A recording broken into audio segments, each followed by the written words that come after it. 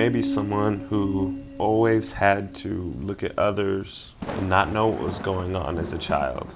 They didn't tell you how they felt, what they thought of you. Did you find it hard looking at people in the eye? So you spent a lot of time looking at the world around you on the ground. These are some of the reasons why you might find yourself being hyper creative. People around you, they didn't inform you about the world. So you didn't really get a lot of human social context. You had to guess by looking at people's facial expressions, how they walked, or the way they said things versus what they said. That's all juice and gas to make someone who focuses on the intention behind the content of what's happening.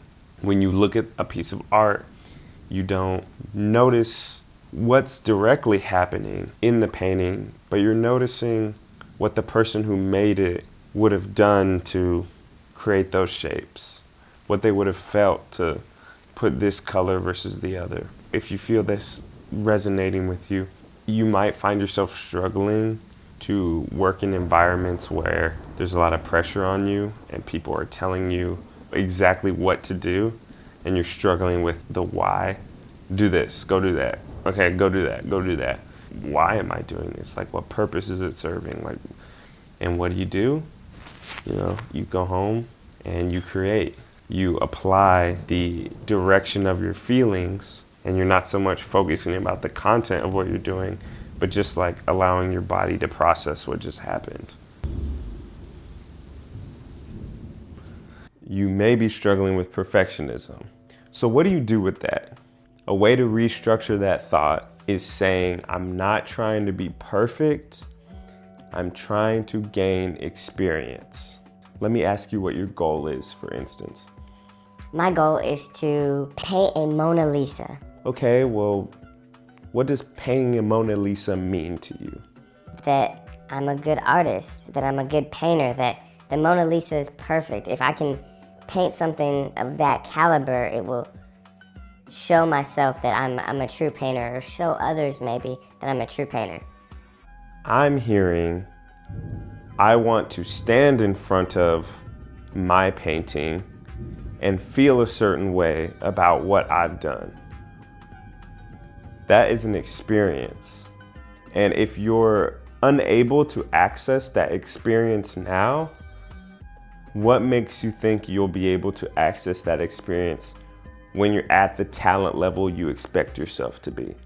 The key is reframing, turning the idea on its head and saying, I'm trying to chase the experience of enjoying it. I'm trying to chase the experience of knowing that it might benefit someone in the future. That's what my idea of perfectionism is. But if you hold on tightly to the idea that it must be this way, or else you're ridding yourself of the opportunity to be a part of your own journey.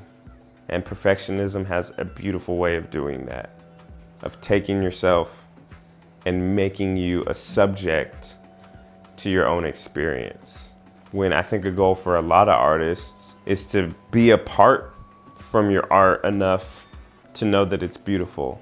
Maybe you've always felt like third person to the entire world around you. Yet when it comes to creating, you lose sense of that. And that's a part of what made you drawn to it, but it's also the blind spot.